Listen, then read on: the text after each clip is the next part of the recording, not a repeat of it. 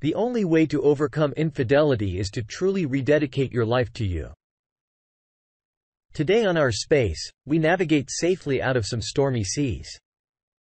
Our first op learns that it was never just a friend. Light at the end of the tunnel after infidelity. Long-time lurker, first-time poster. My story: I, 29 male, dated my ex, 28 female, for 3.5 years. It ended roughly 1 year ago. The relationship, fairly difficult relationship, hard to speak positively about it today, which began to get more toxic and difficult as COVID began 2-ish years into the relationship. Eventually, she broke up with me in June of 2021, right before summer and her birthday. Wow. Coincidence? Looking back, she liked to drink and party too much, rebalanced person. This is where most of her issues resided. And, ultimately, it is my belief that she left me to return to a party lifestyle. Unique to many stories of this forum. We didn't go our separate ways due to cheating. I found out later that she was cheating on various occasions.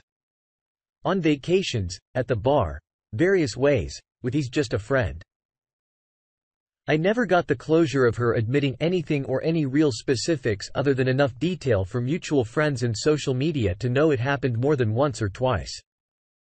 Immediately, this killed me inside, and finding out after we had already split brought on a second wave of grief and pain.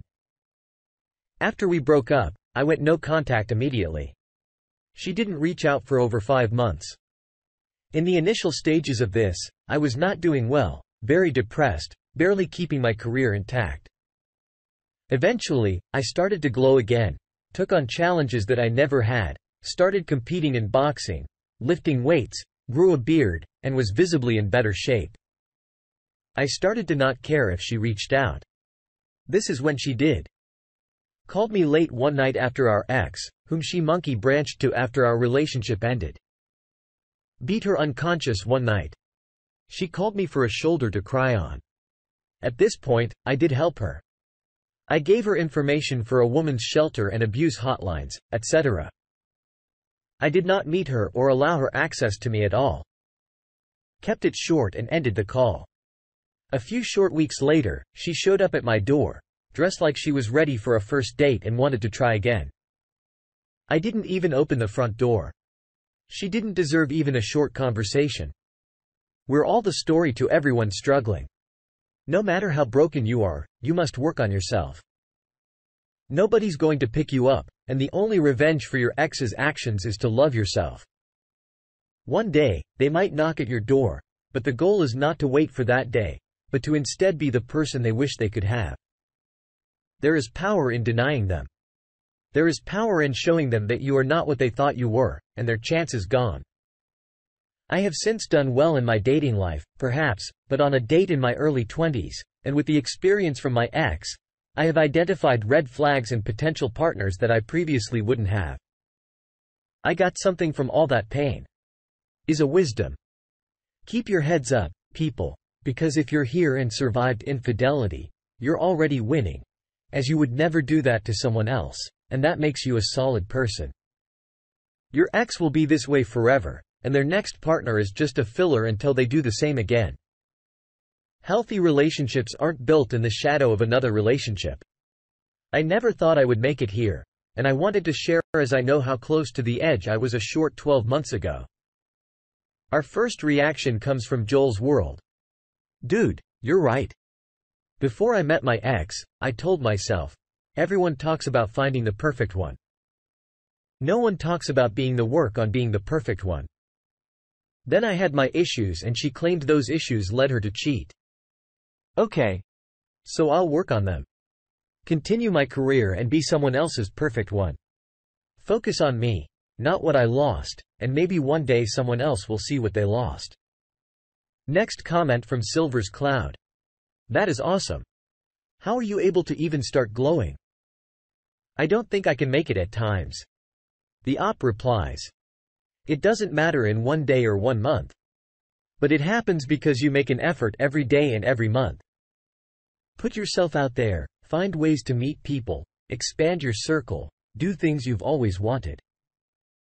Don't be confined by your comfort zone. My biggest progress came from my scariest leaps and decisions.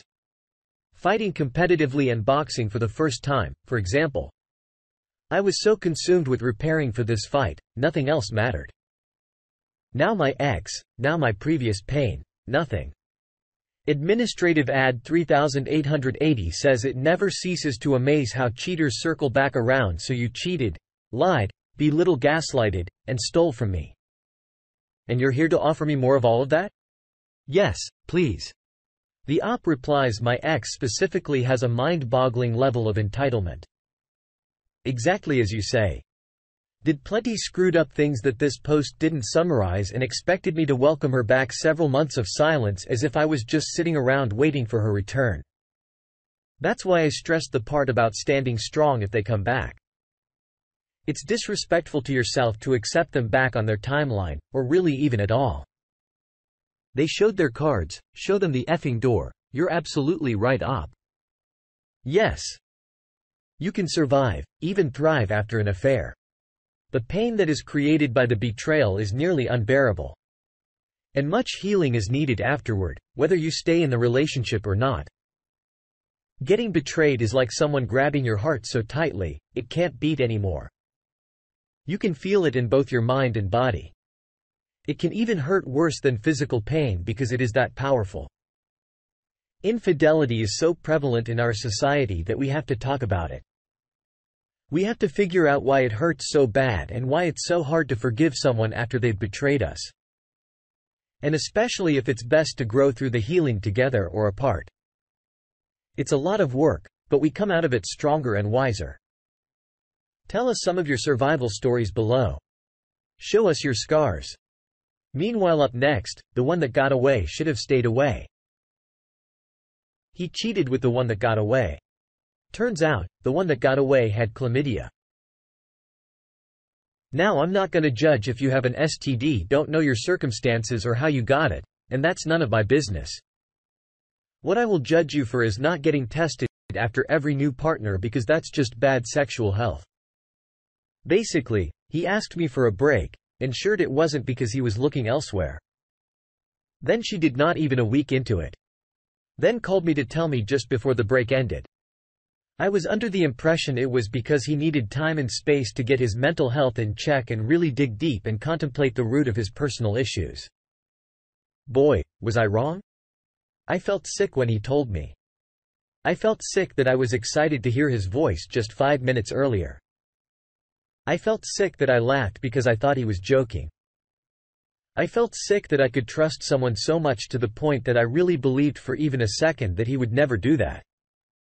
That he would tell me if he wanted to be with someone else. Sick that not only did he lie to me, but he really convinced me that he wasn't wanting to sleep with someone else. And it really wouldn't have been mad if he was upfront about his feelings. I had my experiences, and he was unhappy with his lack of experience. Obviously, I'd have had boundaries, but just the normal, no strings attached, I want to know who they are, once. If you wanted more, generally wouldn't have been upset if only he'd just told me the truth. If only though. Instead, he took her out on dates, stayed with her for a few days, been more intimate with her in the last 3 days than he had with me in 2 weeks and was genuinely hoping to be able to see her more. I think the only reason he told me was because he was scared of what she might say to me or do to him.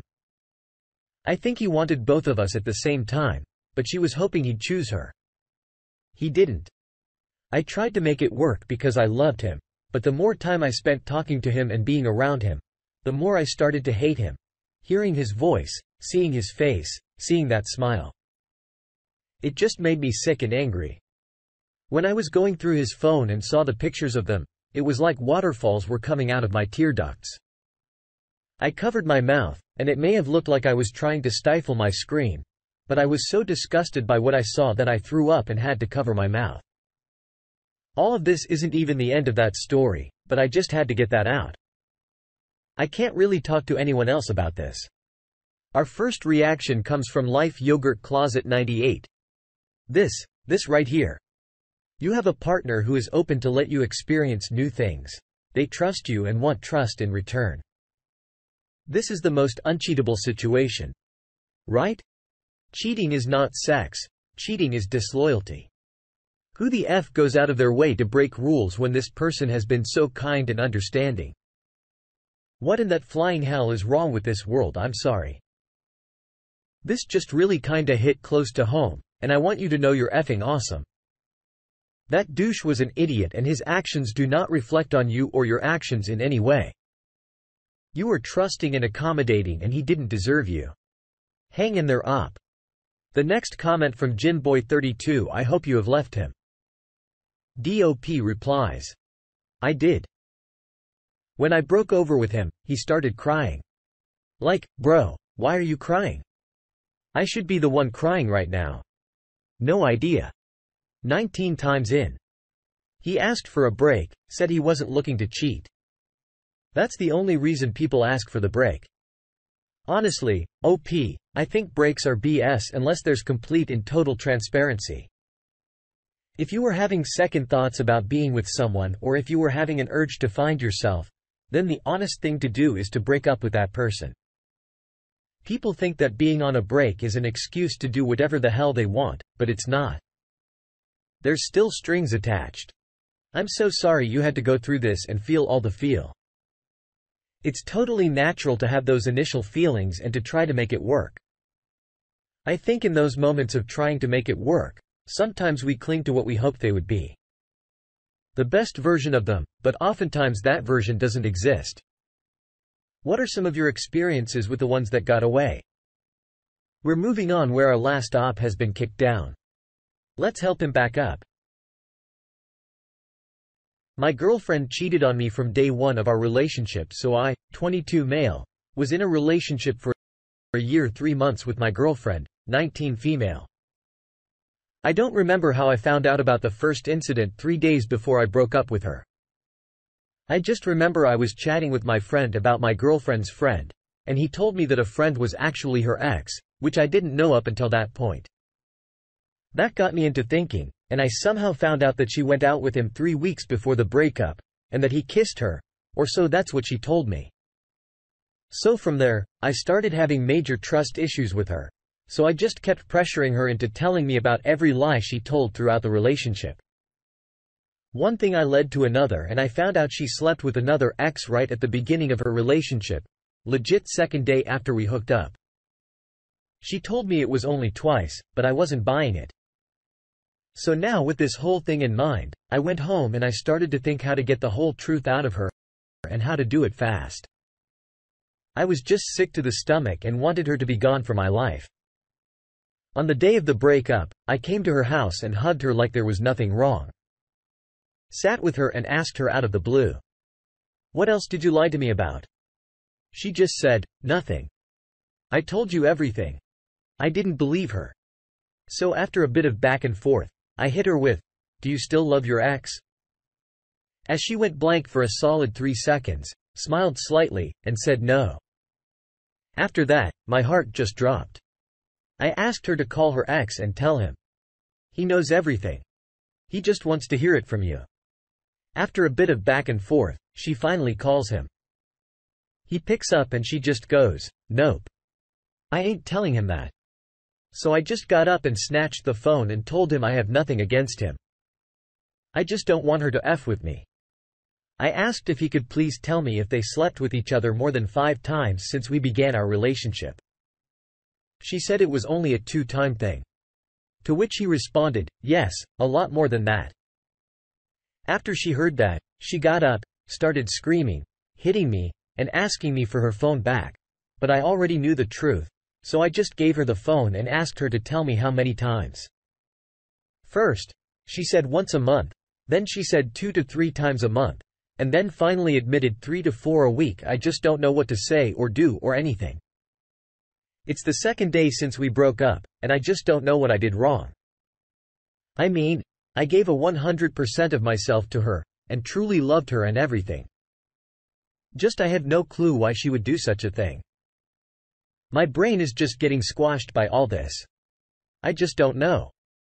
Our first opinion comes from Life Yogurt Closet 98. She was a young manipulator who was used to the effort men put in, allowing her to not have to put in ever herself. Be strong. Don't hate the fact you gave a 100% and just always give a 100%. Elizabeth's prom chimes in next. You know, I see a lot of people asking this, why they do this or that. So many people say that they have problems and issues, and I agreed. Sometimes can be that, but I also believe people can be naturally bad. Some people don't have issues. They're just bad people. I'm sorry if this happened to you, and remember that it gets better. Our next opinion from 907 Bortide. Hello, young people, stop getting into relationships, be young and date. Focus on you for the next 2 to 3 years, not in a relationship. You'll be better off.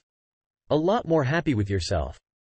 And really, it'll give you more time to find the possibility of the one, not the okay for now. Decorum 1 has some questions. Why would you think you did anything wrong? Do you really think she deserves to be up on that pedestal you put her on? Do you really think a woman will be loyal and in love with you because of how much you love her? Think about it. She is stuck on her ex, acting like a booty call, and he isn't courting her, spending money on her, doting on her. You never had her heart. You were just a placeholder for her. Someone to cuddle with, have dates with, be spoiled by, but she gave this guy more sex than she gave you. Can you connect the dots? You need to rethink how you understand that relationships work. I'm not saying she's a bad person, just par for the course. Petty, her next boyfriend, he will get the same treatment. Oh. P. You did nothing wrong and you didn't deserve to be treated like this. This isn't your fault at all. You gave her a lot of your time, and it's unfortunate she abused it in such a way. Please try not to let this turn you off to love, and please try not to take it personally or as a slight on you at all. This is not at all represent you or your value. True love and respect is possible, and it is out there. Take this time to ask yourself what you expect out of a relationship and what you want out of a relationship. Take time to really get to know yourself and who you are. 2 things that you've always wanted to do and have been putting off. Try new things. Things will get better. I promise. Until then, it's okay to hurt for as long as you need. Tell us how you got over your worst breakup in the comments below. And thanks for joining us today on our space. Like and subscribe and hit that notification bell so you don't miss out on our next video. Also,